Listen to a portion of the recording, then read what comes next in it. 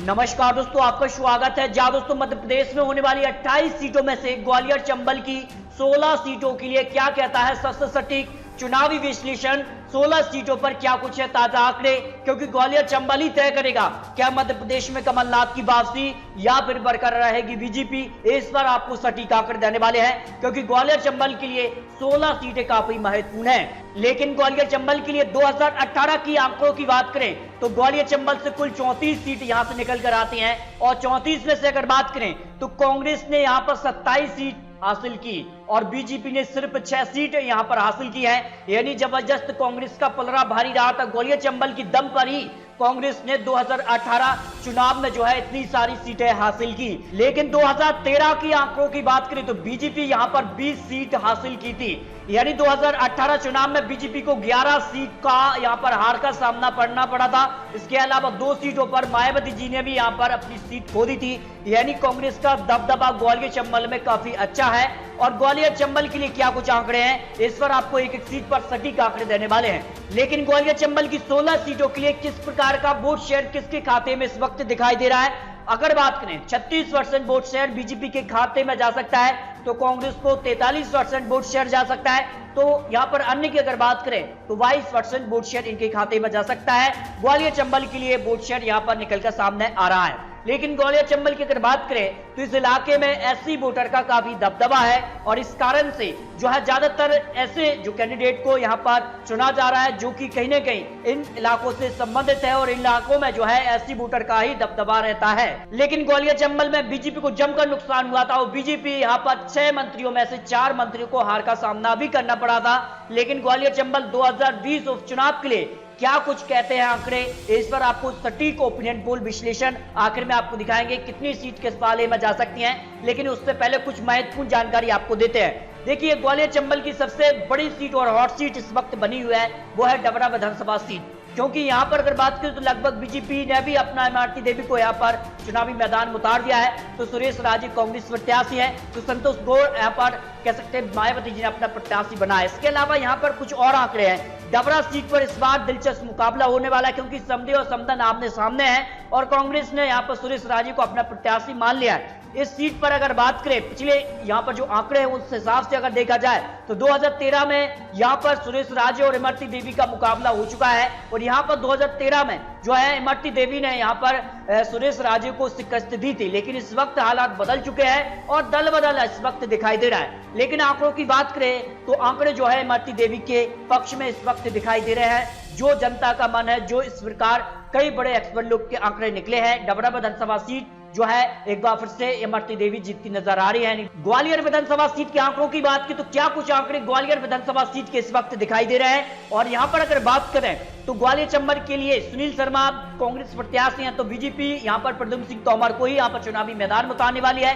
और यहां पर अगर बात करें ग्वालियर चंबल के लिए बीजेपी ने 8 मंत्री बनाए हैं, जो फिलहाल कह सकते हैं विधानसभा के सदस्य नहीं है, और उन्हें बरकरार रहना है तो जीतना उन्हें जरूरी है, वरना मंत्री पद उन्हें खोना पड़ सकता है। ये आंकड़े हैं। सुनील शर्मा को कांग्रेस ने यहां पर ग्वालियर विधानसभा सीट से अपना उम्मीदवार बना दिया है। फिलहाल पार्टी के वो महासचिव हैं, और सीट पर उनका मुकाबला शिवराज सरकार कैबिनेट मंत्री प्रद्युम्न सिंह तोमर से होगा।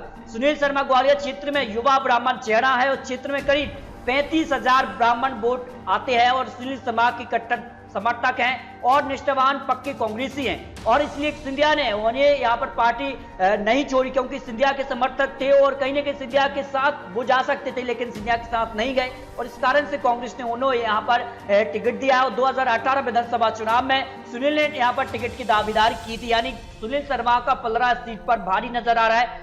दिमनी विधानसभा सीट के आंकड़ों की बात करें तो क्या कुछ आंकड़े यहां पर निकलकर सामने आ रहे हैं। दिमनी से कांग्रेस उम्मीदवार यहां पर रविंद्र सिंह तोमर होंगे, और उन्होंने बीएसपी के टिकट पर 2008 में चुनाव लड़ा है, लेकिन बीजेपी से 150 वोटों के अंतर से वो हार गए थे, और बाद में तोमर बीएसपी यहां पर भाजपा में चले गए। लेकिन 2013 विधानसभा में टिकट न मिलने से वह कांग्रेस में आ गए, और 2013 में टिकट पर चुनाव लड़ा और बीएसपी से 2500 वोटों के अंतर से हार गए। रविंद्र सिंह तोमर सिंधिया समर्थक माने जाते, लेकिन उनके साथ नहीं गए, और रविंद्र सिंह तोमर को यहां पर कांग्रेस ने अपना उम्मीदवार बना दिया है। लेकिन आंकड़े उनके साथ हैं, और दिमनी विधानसभा सीट इस वक्त भी कांग्रेस के पाले में जा सकती है। जो अंबा विधानसभा सीट के लिए क्या कुछ आंकड़े। देखिए, अंबा विधानसभा सीट के आंकड़ों की बात करें तो यहां पर त्रिकोणीय मुकाबला देखने को मिल रहा है, क्योंकि सत्य प्रकाश सकबार जो है वो बीएसपी छोड़ कांग्रेस में आ चुके हैं। तो कांग्रेस छोड़ यहां पर कमलेश जाटव वो यहां पर कह सकते हैं कि बीजेपी में आ चुके हैं। तो यहां पर दल बदल देखने को मिल रहा है और इसका फायदा भानु प्रताप सिंह नरेंद्र सकबार यहां पर उठा सकते हैं। और अंबा विधानसभा सीट कहीं ना कहीं बीएसपी का भी गढ़ है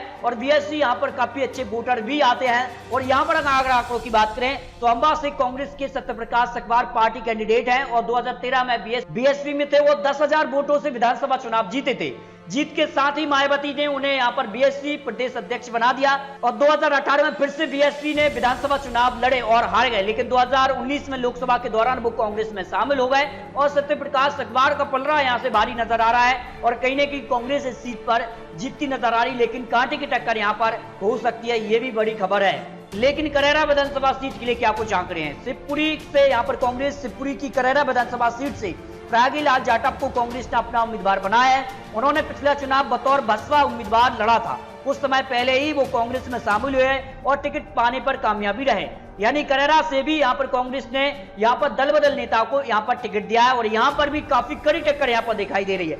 यानी जसवंत जाटव बीजेपी प्रत्याशी तो प्रयागीलाल जाटव यहां पर कांग्रेस, तो राजन जाटव यहां पर बीएसपी प्रत्याशी हो सकते हैं। लेकिन करेरा विधानसभा सीट पर मायावती जी का अच्छा खासा वोट बैंक है और कहीं ना कहीं यहां पर काफी कड़ी टक्कर है, लेकिन प्रयागीलाल जाटव का थोड़ा सा पलड़ा यहां पर भारी नजर आ रहा है। गोहद विधानसभा सीट के आंकड़ों की बात करें तो यहां पर क्या कुछ आंकड़े हैं। भिंड की गोहद विधानसभा सीट पर कांग्रेस ने मेवाराम जाटव पर अपना भरोसा जताया है, तो यहां पर पार्टी प्रत्याशी होंगे और वर्ष 2013 में उन्होंने विधानसभा चुनाव लड़ा, लेकिन बीजेपी के लाल सिंह आर्य से चुनाव हार गए और जाटव को 2013 में 31,857 वोट से यहां पर हार का सामना करना पड़ा, जबकि लाल सिंह आर्य को 51,711 मत मिले।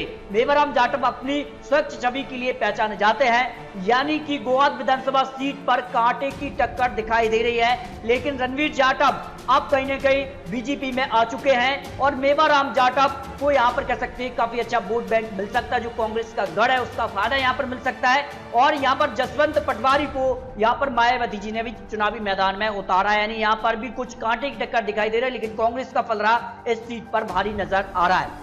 अशोकनगर विधानसभा सीट के लिए क्या कुछ आंकड़े हैं। अशोकनगर विधानसभा सीट पर अगर बात करें तो कांग्रेस की आशा दौरे प्रत्याशी होंगी, तो राजनीति में पिछले कुछ वर्षों से सक्रिय रहे। उन्हें राजनीति से लाने का श्रेय उनकी सास अनीता जैन को जाता है।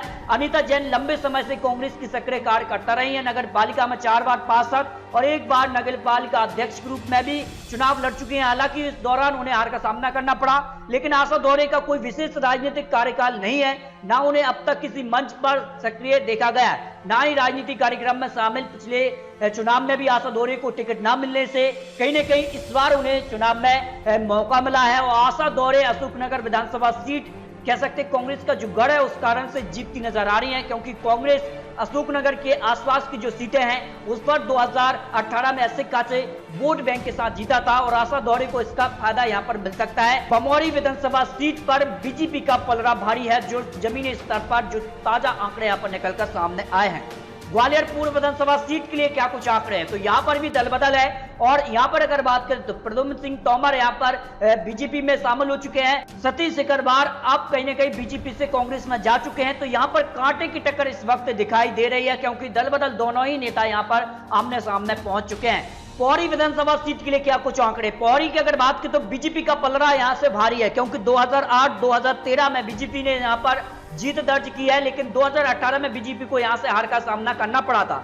लेकिन अब कहीं ना कहीं सुरेश धाकर बीजेपी में आ चुके हैं और कहीं ना कहीं वो जो जीत का असर है वो कहीं ना कहीं यहां पर दोबारा से मिल सकता है इनको। और इसका एक और बड़ा कारण है कि कैलाश कुशवाहा मायावती जी ने भी अपना प्रत्याशी यहां से उतार दिया है और इस कारण से कांग्रेस को इससे नुकसान होगा। यानी पौड़ी पर जो है कांटे की टक्कर में थोड़ा सा पलड़ा बीजेपी का यहां पर भारी नजर आ रहा, जो जमीनी स्तर पर आंकड़े यहां पर निकलकर सामने आ रहे हैं। मुरैना विधानसभा सीट पर आंकड़ों की बात करें तो अब तक जो है कह सकते कांग्रेस ने अपना उम्मीदवार यहां से नहीं दिया है, लेकिन यहां पर रघुराज सिंह गजाना जो है बीजेपी प्रत्याशी, तो राम प्रकाश रजौड़िया जो है मायावती जी ने अपने प्रत्याशी उतारा है और इस कारण से यहां पर त्रिकोणीय मुकाबले में कांग्रेस का पलड़ा भारी है, क्योंकि यहां पर कांग्रेस का अपना एक गढ़ है और कहीं ना कहीं कांग्रेस का वोट बैंक काफी मजबूत स्थिति में यहां पर खड़ा हुआ है। इसके अलावा भांडेर विधानसभा सीट के लिए भी कांग्रेस का पलड़ा यहां से भारी नजर आ रहा है, क्योंकि मायावती जी ने यहां पर अपना प्रत्याशी नहीं दिया है। इस कारण से पूरा जो वोट शेयर है वो कांग्रेस के खाते में जा रहा है और संतराम सरोनिया को यहां पर कह सकते हैं कि नुकसान दिखाई दे रहा है, लेकिन भांडेर विधानसभा सीट कांग्रेस के खाते में जाती नजर आ रही है। सुमावली विधानसभा सीट के लिए अजय कुशवाहा यहां पर कांग्रेस प्रत्याशी हैं और ऐदल सिंह गंसाना यहां पर बीजेपी प्रत्याशी होंगे और यहां पर मायावती जी ने अपना प्रत्याशी नहीं उतारा। इस कारण सीधे तौर पर कांग्रेस को इस सीट पर भी फायदा नजर आ रहा है, जो यहां पर आंकड़े निकल कर आ रहे हैं। मुगावली विधानसभा सीट के लिए ब्रजेंद्र सिंह यादव बीजेपी प्रत्याशी हो सकते हैं, तो कन्हैया राम लोधी जो है वो कांग्रेस प्रत्याशी हो चुके हैं और इस कारण से मुगावली विधानसभा सीट आंकड़ों की बात करें तो कांग्रेस के खाते में ये सीट भी जा सकती है। इसके अलावा मेहगांव विधानसभा सीट पर भी कांग्रेस ने अपना प्रत्याशी नहीं उतारा है, लेकिन राकेश चतुर्वेदी का नाम यहां पर लगभग फाइनल है और योगेश मेघ सिंह नरवरिया यहां पर मायावती जी प्रत्याशी, तो पीएस भदौरिया यहां पर बीजेपी प्रत्याशी होंगे। ईश्वर कांटी की टक्कर में कहीं ना कहीं मेहगांव विधानसभा सीट भी कांग्रेस के खाते में जा सकती है। ये बड़ी खबर यहां पर निकलकर सामने आ रही है। यहां पर अगर बात करें तो पंकज उपाध्याय जो है कांग्रेस प्रत्याशी हो सकते हैं, तो बीजेपी की तरफ से यहां पर अपना नाम अब तक सामने नहीं है। सोनेराम कुशवाहा यहां पर मायावती जी प्रत्याशी होंगे, तो जौरा विधानसभा सीट कांग्रेस का अपना एक कह सकते हैं वोट बैंक है, क्योंकि यहां पर कांग्रेस प्रत्याशी एमएलए निधन के कारण खाली हुई है और इस कारण सीधे तौर पर कांग्रेस को इस सीट पर जीत मिलती नजर आ रही है। लेकिन ग्वालियर चंबल की 16 सीटों पर सटीक विश्लेषण क्या कहता है? कई बड़े एक्सपर्ट लोग के आंकड़ों के आधार पर इस वक्त 16 सीटों पर कितना प्रतिशत वोट शेयर किसके खाते में जा सकता है? तो यहां पर अगर बात करें तो कांग्रेस का अपना वोट बैंक है और 2018 चुनाव के आधार पर अगर आंकड़े रखें तो 43% वोट शेयर कांग्रेस के खाते में जा सकता है ग्वालियर चंबल की 16 सीटों के लिए, तो बीजेपी को 36% वोट शेयर मिल सकता है। अन्य को यहां पर कह सकते हैं मायावती जी भी का अपना वोट बैंक है, यहां पर काफी अच्छी उनकी भी यहां पर वोटर्स हैं, इस कारण से 22% वोट शेयर उनके खाते में भी। इसके भी आंकड़े आपको दिखाने वाले हैं। लेकिन अगर 2018 विधानसभा चुनाव की आंकड़ों की बात करें तो 34 सीटों पर जो ग्वालियर चंबल के लिए एग्जिट पोल और ओपिनियन पोल निकला था उसके आंकड़े क्या थे? यहां पर अगर बात करें तो 10 सीट 34 में से बीजेपी को और 21 सीट कांग्रेस को, 3 सीट अन्य को। ओपिनियन पोल के आधार पर ये आंकड़े थे। लेकिन अगर रिजल्ट क्या था? रिजल्ट था यहां पर बीजेपी सिर्फ 6 सीट हासिल कर पाई, तो कांग्रेस ने यहां पर 27 सीट हासिल की, यानी बीजेपी को यहां पर जबरदस्त नुकसान हुआ। 11 सीट बीजेपी ने अपनी यहां पर खोई थी, क्योंकि 2013 में बीजेपी ने यहां पर 20 सीट हासिल की, लेकिन 2018 में केवल 6 सीट ही हासिल कर पाई, यानी जबरदस्त नुकसान बीजेपी को ग्वालियर चंबल में हुआ और इस कारण से जो है कांग्रेस को 114 सीट हासिल हुई। लेकिन ग्वालियर चंबल की 16 सीटों के लिए क्या कहता है सटीक ओपिनियन पोल और कई बड़े एक्सपर्ट लोग के आंकड़ों के आधार पर क्या कुछ आंकड़े हैं? इस वक्त अगर आंकड़ों की बात करें तो यहां पर बीजेपी को 3 से 5 सीट मिलने की उम्मीद इस वक्त दिखाई दे रही है इन 16 सीटों के लिए, जो आंकड़े यहां पर निकलकर सामने आए हैं। क्योंकि 6 सीट बीजेपी हासिल कर पाई थी 34 सीटों में से, और उस आधार पर 3 सीट और यहां पर जो एग्जिट पोल के आंकड़े थे उसके आधार पर 10 के आधार पर अगर देखें तो 34 के आधे यानी 16 सीटों पर अगर जो ओपिनियन पोल निकला है उस पर 5 सीट बीजेपी को इन 16 सीटों में से, यानी 3 से 5 सीट बीजेपी को इस उपचुनाव में मिल सकती हैं। यहां पर अगर कांग्रेस की बात करें तो कांग्रेस को यहां पर 10 से यहां पर कह सकते हैं 12 सीट यहां पर इस उपचुनाव में मिलने की संभावना है। अनुमानित आंकड़े यहां पर निकलकर सामने आ रहे हैं। इन 16 सीटों के लिए 10 से 12 सीट यहां पर कांग्रेस को मिलने की उम्मीद यहां पर दिखाई दे रही है, जो यहां पर सटीक जानकारी निकली। इसके अलावा 1 से 2 सीट यहां पर मायावती जी को भी जा सकती, क्योंकि यहां पर इनका काफी अच्छा वोट बैंक है और कई सीटों पर कांग्रेस का खेल बिगाड़ सकती है। यहां पर मायावती जी के जो उम्मीदवार है 8 सीट पर उम्मीदवारों का ऐलान कर दिया है। इसके अलावा सपाक्स जो पार्टी अंबा विधानसभा सीट पर बीजेपी को काफी टक्कर दी थी, कांग्रेस ने सीट पर जीत हासिल की, तो दूसरे नंबर पर सपाक्स पार्टी यहां पर रही थी और यहां पर कह सकते सपाक्स नेहा किन्नर दूसरे स्थान पर रहे थे और सपाक्स भी अपनी 28 सीटों पर उम्मीदवारों का ऐलान करने वाली है जल्द। तो ये बड़ी खबर है। ग्वालियर चंबल के लिए आंकड़े यहां पर निकलकर सामने आ रहे हैं, यानी ग्वालियर चंबल की 16 सीटों पर बीजेपी जो है 3 से 5 सीट, तो कांग्रेस 10 से 12 सीट और 2 से 3 सीट यहां पर मायावती जी या फिर अन्य सपाक्स 1 सीट यहां पर हासिल कर सकती है। लेकिन आपको क्या लगता है? ग्वालियर चंबल की 16 सीट, इसके अलावा मध्य प्रदेश की 28 सीटों पर किसकी होने वाली जीत? किसकी होगी यार, इस पर आपको अपनी राय कमेंट बॉक्स में रख सकते हैं। क्योंकि आने वाले समय में क्या सपाक्स अपने 28 प्रत्याशी उतारती है, क्या मायावती जी अपने पूरे प्रत्याशी उतारते हैं, इसके बाद क्या बीजेपी उन सभी को यहां पर टिकट देगी जो पहले से ही यहां पर कुछ बड़े नेता बीजेपी के हैं, या फिर कांग्रेस गए 25 विधायक को टिकट देगी। इसके बाद काफी कुछ तस्वीर जो है वो बदल जाएगी। तो आपको फाइनल तस्वीर जो है 10 नवंबर को ही देखने को मिलने वाली है। तो अभी आप चैनल को सब्सक्राइब कीजिए ताकि आने वाली सटीक जानकारी किसी भी चुनाव को लेकर हो तत्काल आप तक मिलते रहे। तो मिलते हैं दोस्तों और सटीक विश्लेषण ओपिनियन पोल के साथ, तब तक के लिए जय हिंद, जय भारत।